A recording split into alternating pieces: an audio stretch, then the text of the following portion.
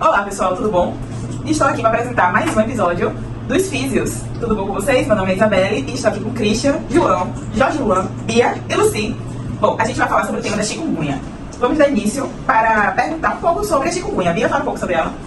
A chikungunya, ela é um arbovirus que é encontrado no mundo todo, mas principalmente na África, na Ásia e na Índia. Como eu falei, é um arbovirus, mas ele é transmitido pela picada da fêmea infectada, que é do gênero Aedes, ou Aedes aegypti, como a gente conhece melhor, que é famosa principalmente por outras doenças como Zika. A dengue também assola em todo mundo até hoje, tem bastante gente com casos de dengue recentemente também. O primeiro caso de chikungunya que aconteceu foi em 2013, então é um vírus considerado bastante recente. Causou uma epidemia gigantesca e foi principalmente lá perto da América Central e das Ilhas do Caribe. Agora, no Brasil, o primeiro caso só foi ser registrado lá no primeiro semestre de 2014, aqui na Bahia e lá no Amapá também. E hoje em dia, todos os estados do Brasil já registraram pelo menos alguma vez no caso de chikungunya. Agora, a questão é, de 2023 para trás, a principal região que possuía casos de chikungunya era o Nordeste. E de 2023 para frente, ocorreu algum tipo de dispersão territorial que passou a ser o Sudeste. Então, pode estar envolvido também relacionado com as problemáticas de tempo, né? Sim, normalmente a chikungunya acontece muito no calor, né? Nessa época que tá calor, tá frio. E é bem interessante saber que são as fêmeas que transmitem, não os machos, né? É bem legal essa parte de comunicar. Mas vamos falar um pouco sobre os sintomas, né? Que a gente sabe que tem dor, tem edemas, dores articulares. Então, Lucy, você fala um pouquinho sobre esses sintomas? Falo sim. A gente sabe que a chikungunya, né, esse vírus, ele pode ser um neuroinvasivo. E também pode causar doenças, né, que muitas das vezes a gente conhece como paralisia, paresia, neuropatias, né? Então, algumas doenças que a gente encontra, doenças neurológicas. Porém, os sintomas, né, mais conhecidos é a febre. O paciente tem muita febre. Dor de cabeça, aquela dor de cabeça aguda, dor atrás dos olhos, dor nas articulações, edema nas articulações, né?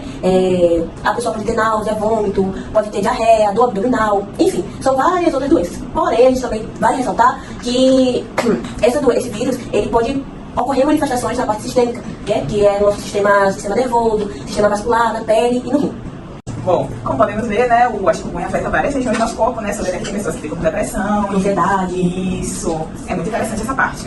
Bom, quais são as consequências que a chikungunya causa nas pessoas, Jorge? Algumas das sequelas da chikungunya após a infecção são as dores musculares, dores nas articulações, inchaço, ansiedade e depressão. Em casos mais graves, nós temos insuficiência cardíaca, problemas de visão e temos também, em alguns casos, convulsões. Nossa, muito É legal. complicado não vir como uma mosca. Uma mosca só que assim causa nervoso. O mais interessante é que é um vírus que é transmitido pela fêmea, né? E quando você vai ver, se não tomar cuidado, se não procurar o atendimento correto, a pessoa já passa de uma dorzinha para uma depressão.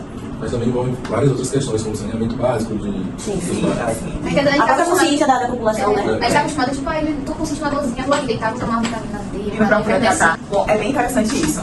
Mas depois de todo o tratamento, a pessoa também tem que ter uma recuperação, né? Como a fisioterapia, nós fisioterapeutas, né, futuros fisioterapeutas, como a gente poderia ajudar o paciente que já teve chikungunya, no modo mais de terapias, eletroterapias? Vocês dois poderiam explicar de bom, Christian? Sim. Bom, existe um estudo de caso feito pelo MIP que fala sobre a abordagem fisioterapêutica na fase cardíaca da chikungunya.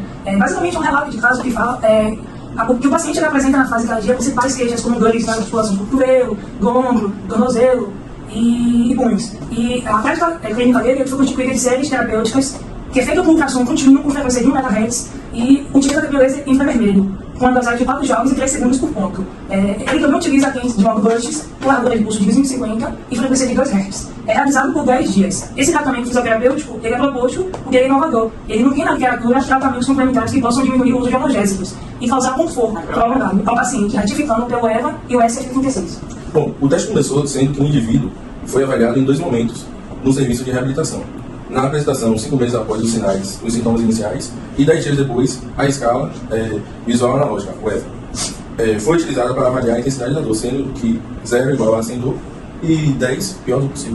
Após ser avaliado por uma equipe multidisciplinar, ela é composta por médicos com reumatologista e um fisioterapeuta. Verifica-se que o paciente ele apresenta uma EVA como o Christian mencionou, de numeração 10, que é uma dor mais agressiva, uma dor mais forte, das articulações dos ombros e cotovelos. Posteriormente, com o consentimento do médico e do paciente, ela é suspensa ao tratamento medicamentoso, tendo em vista que não houve resposta esperada. Propõe também um tratamento conservador com fisioterapia convencional, cuja finalidade é iniciar e prover um efeito anti-inflamatório e analgésico para as 4 articulações mais comprometidas. Como essas dores, né, das articulações são muito fortes, como é que a eletroterapia pode estar ajudando nesse tratamento?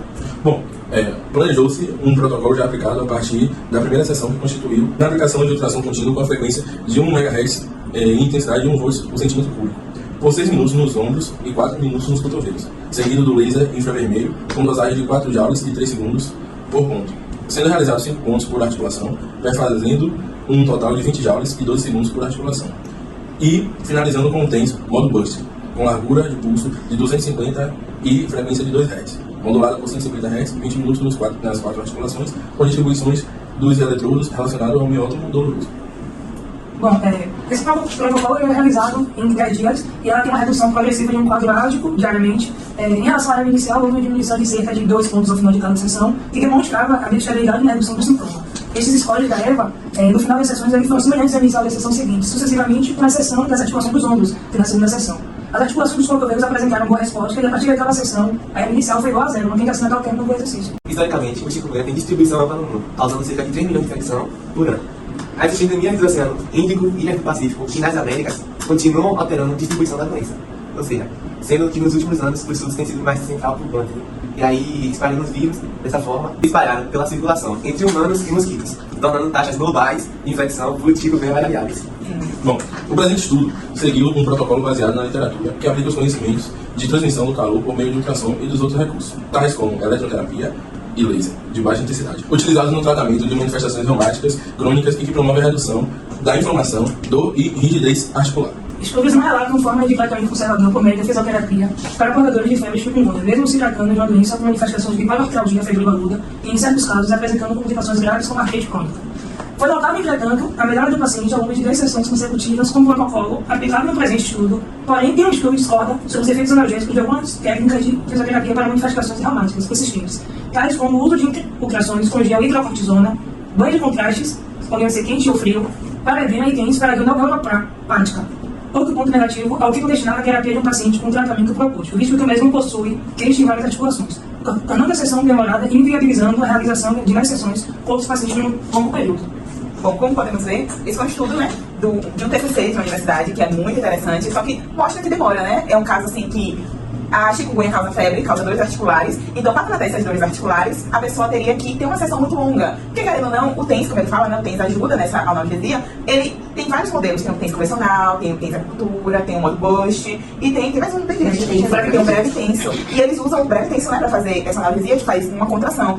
Então, para fazer esse tipo de terapia, eles vão acabar demorando e acaba não sendo tão viável. Não se tem tanto estudo, né, sobre esse assunto, como a gente pode ver, mas é um assunto muito interessante.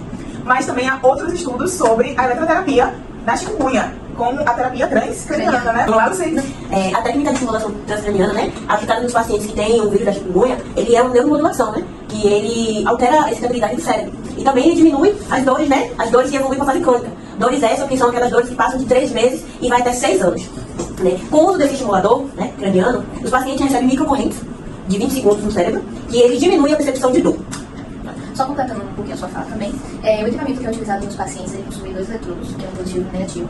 E esses eletrodos, quando ativados, eles vão criar uma microcorrente que vai fechar o fluxo de corrente cerebral. Então, vai ficar um posicionado, nesse caso específico, um vai ficar posicionado acima do olho e o outro posicionado diretamente na região do córtex motor primário. Por quê? Porque esse eletrodo, que tem que ser o positivo, que estiver na região do córtex motor primário, ele vai levar a corrente vai penetrar até chegar no córtex cerebral. Aí o que acontece? Quando esses eletrodos são ativados, o eletrodo positivo ele vai excitar o córtex motor primário e o negativo vai deprimir essa excitação do córtex motor primário. Por que acontece essa ação de excitar e deprimir? Porque quando o córtex motor primário for excitado, ele vai criar uma ação de inibição da percepção de dor das áreas cerebrais. Por que isso acontece? Por que isso tem que acontecer? Porque nós, fisioterapeutas, quando trabalhamos dessa forma no paciente, a gente vai estar com o eletrodo positivo criando a excitação do córtex motor primário, que vai estar ali inibindo a percepção de dor do paciente. E ao mesmo tempo, o negativo vai estar também inibindo a excitação do córtex motor primário. E isso vai criar uma cadeia de... ele vai diminuir a percepção de dor das áreas do cérebro, certo? Então, de certa forma, nós conseguimos modular os neurônios a diminuir a percepção de dor no cérebro e, consequentemente, diminuir a dor no corpo inteiro, mentalmente falando, do cérebro. Vale ressaltar também, né, que os primeiros ensaios dos pacientes que tiveram o vírus da chikungunya, eles duraram 45 dias. E foram 20 pacientes acima de 18 anos, e cada paciente eles receberam 5 aplicações. Eu tenho aqui algo anotado, bem interessante. Em 5 dias de neuromodulação, a gente consegue pendurar o efeito por 2 ou 3 semanas. Em 10 dias de aplicação, a gente consegue pendurar por mais para ter o feedback, né, desses pacientes. O que acontece? Esses pesquisadores, eles criaram uma escala de dor, né, como os meninos falaram, que são 3 escalas diferentes. O primeiro é a escala visual analógica, que é o EVA, o questionário de McVille, e o inventário breve da dor. Os meninos comentaram, mas eu vou ressaltar aqui, que o EVA, ele é a avaliação da dor, de 0 a 10, sendo 10 uma dor intensa, uma dor grave, alta, né? E 0 a inibição da dor. O questionário de McVille é um questionário que os pesquisadores passam a avaliação da dor, de 0 a 10, sendo 10 uma dor intensa, uma dor grave, alta, né? E 0 a inibição da dor. O questionário de McVille é um questionário que os pesquisadores passaram para os pacientes de 40 questões, né? E aí um deles fala assim, tem uma questão que é assim, como é essa dor? Se essa dor é intensa, se essa dor é aguda, como é essa dor? É o questionário de McVille, e aí eles têm uma perspectiva de dor, de acordo com esse questionário. E o inventário breve da dor, ele é a avaliação do paciente. Como é esse paciente? Se ele consegue dormir bem, se ele consegue ir para o trabalho, né? Como é que está a dor nas últimas 24 horas? Bom, como podemos ver, a chikungunya deixa sequelas muito graves, né? Um mosquitinho acaba transformando nosso corpo, bagunçando nosso corpo inteiro. Mas como a gente pode ver, há alguns estudos recentes sobre como a eletroterapia pode sim ajudar nessa questão. E nós, como fisioterapeutas, observamos isso bem de perto através desses estudos, né? Tem a terapia, né, transcraniana, que é não invasiva, e tem a terapia com o próprio TENS. E podemos ver que ele não só ajuda, o pessoal acha que é só um choquezinho para aliviar uma dorzinha, mas não, pode melhorar muito ao longo prazo. Então, gente, eu espero que tenha ajudado bastante vocês, e aqui estamos finalizando o nosso podcast. Tchau.